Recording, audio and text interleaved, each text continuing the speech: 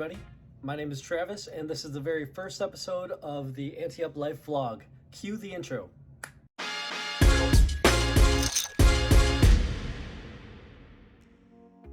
I'll introduce myself and the vlog a little bit and go into kind of my story and my passions, my interests and goals and whatnot. But I'll share more of that as each episode goes on, so you'll get to know me in future episodes. But for now, I'm 35. I live in Wisconsin. I was a former band and choir teacher and decided to switch careers, get my doctorates. I am now a practicing physical therapist. I've been doing that for a while. A lot of fun. Getting into poker, like many people, it was in 2003 when Chris Moneymaker won the World Series of Poker. And, I just fell in love with the game. Probably watched Rounders like a million times. And played here and there, nothing too seriously. I love the game, but I never took time to really get into the intricacies of it. Fast forward to the pandemic in 2020, and again, like many people who might have fallen off with poker, I had a lot of time during the pandemic, although I was still working and still am. I started studying and playing online poker, and I just fell in love with the game again. And I kind of realized that once I was studying a little bit, I was actually producing an okay win rate, and it just ignited my passion for poker again, and that's kind of how I got into it again. So first and foremost, this is a vlog mainly about poker. I don't know if I'd necessarily constitute it as a poker vlog because I am not a professional, and nor do I think I am a good poker player. I just consider myself a wreck, and I'm here to share the journey of me hoping to get better. But I also am planning to share a lot of my goals, my hobbies, my plans, my endeavors, and everything I'm working towards. So it's not just going to be about poker, although you can definitely skip through the non-poker stuff if it bores you. But either way, you're going to get a lot of me, and you're going to learn about me throughout these next few episodes. So I will get into my hobbies later on in future episodes, and you'll get more of a glimpse into kind of what I do. But just for a quick summary, I'm into music, golf, working out, snowboarding,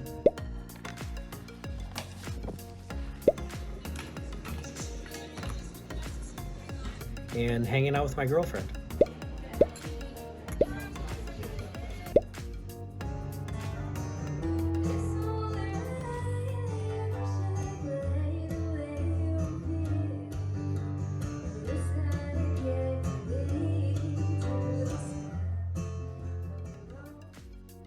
That wraps up a little intro about me. Let's get in the hands. We are flying to Florida with a few hours to kill before we check into our Airbnb, so we decide to hit up the Big Easy Casino, where we buy in for $300, sitting at the 1-2 table. And right away, on our very first hand, we are dealt 2 red kings in the big blind. I raise to $17, hijack and button call, small blind folds. We check to see if we still have kings. Oh, yep, we still got kings. Anyway, the flop comes out Jack 5-6 with 2 spades. I'm first to act and bet $20. Hijack taps, and goes all in for $60 more. I call immediately, knowing the tried and true tell of 5 to 10 taps is weak, where 11 to 15 taps means strength. So of course we call right away.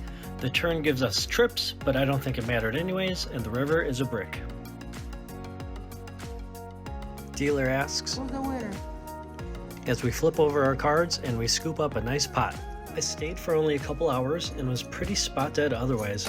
I made a reel on the Ante Up Life Instagram showing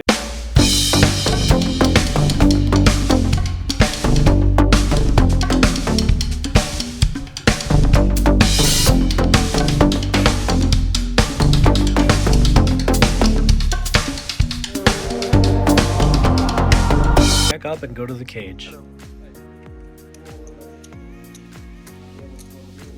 We are in for 300 and out for 270. What's up, everybody? Just got done with the Big Easy Casino. Yeah, it was a cool casino, I guess. Just kind of nice and easy fun. That's about it.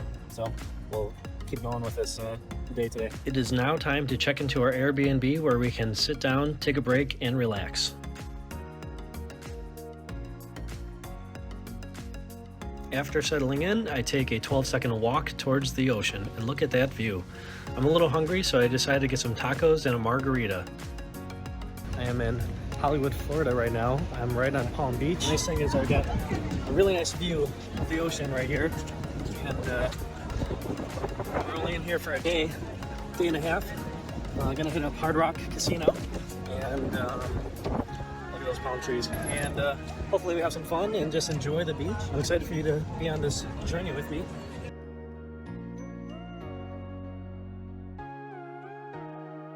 Here we are headed to the Hard Rock Casino in Hollywood, Florida.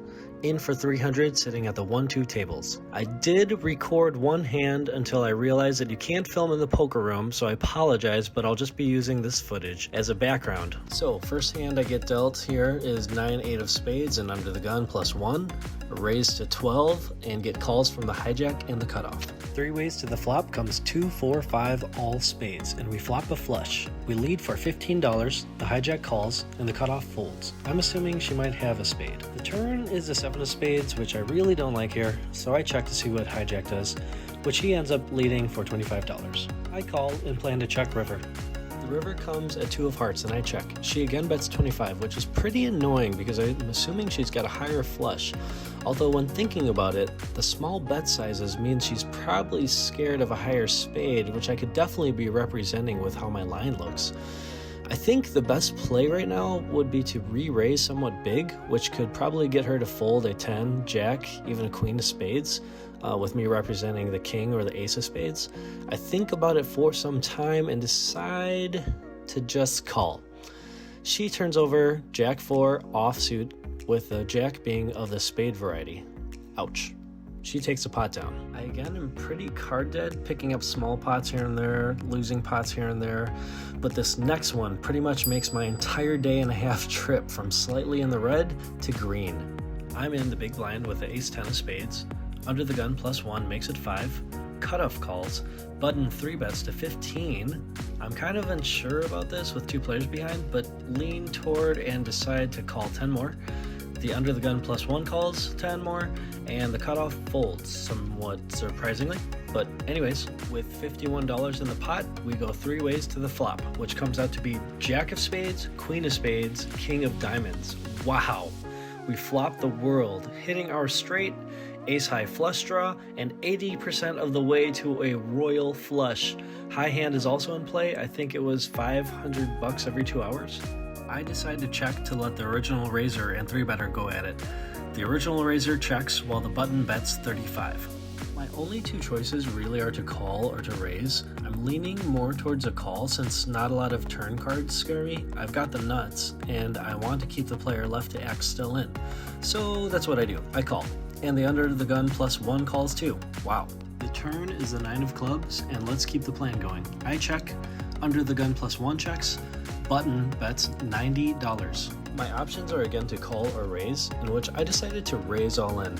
Although looking back, I feel a call would have been better as I might have had better chances to extract money from under the gun +1. After my all in, under the gun +1 folds, and the button calls off the rest of his chips, which is $140 more. We decide to flip them over. Villain has pocket queens. He flopped trips, and he is actually very much alive. The river comes a 7 of diamonds, and I take the pot down with a flop straight, winning $616. Pretty good flop, sir. Yeah, thank you. I missed filming the cash out, but I was in for 300, out for $752. Now, time for bed and wake up early for a nice stroll along the boardwalk. I could definitely get used to this, but sadly I'm leaving today. However, I have one more casino to try before I go, the casino at Dania Beach. I have to say, this was such a clean card room.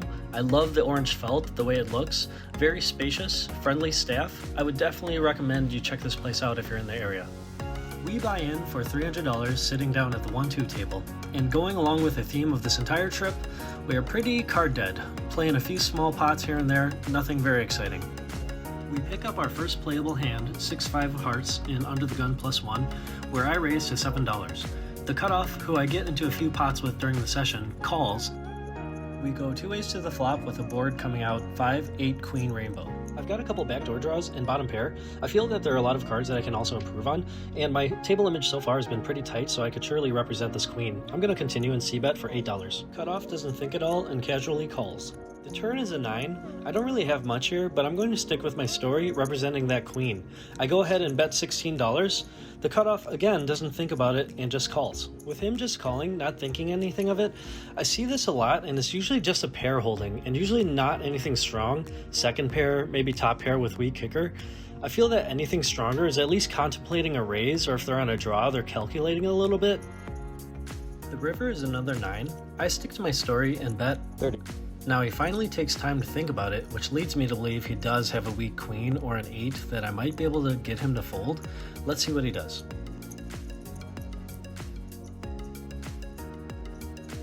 And he makes a good call here, catching my bluff as he shows ace 8. My read was correct, but I definitely made too small of a river bet to get him off his hand. I think something more like $50 would have done the trick.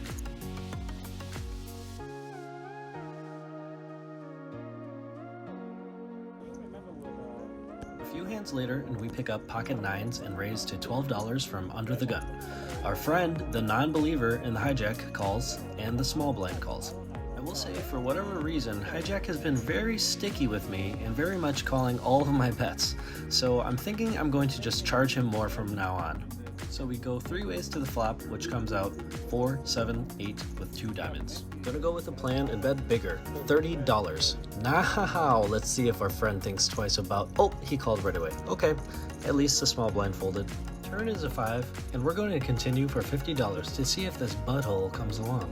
Just kidding, he's not a butthole. I just wish that he would believe me. I'm a pretty truthful and honest guy. He decides that he does believe me and folds. I guess we're friends now.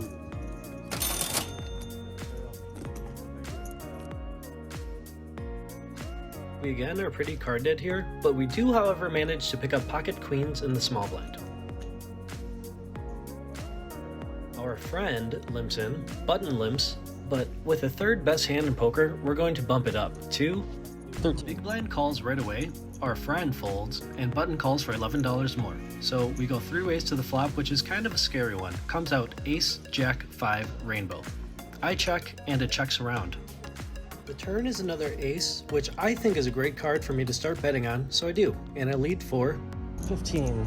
Big blind folds and button folds, so we scoop up a nice little pot. In proper fashion, we don't get much else rolling today. It was a fairly boring session. We are in for 300, out for 265, for a loss of $35. For the totals of the trip, at the Big Easy Casino, I had a loss of $30. At the Hard Rock, I made a profit of $452, and Dania Casino, where I had a loss of $35, which comes out to a net profit of $387 for the entire trip. It was a super quick 30-hour trip, but a lot of fun. It's time to pack up and fly back to the Midwest. Although the very next week I fly to Dallas for another 30-hour trip to visit the Texas Card House, where I play a tourney with Next Gen Poker, eat some good food, and play in some cash games, which you will see in vlog number 2.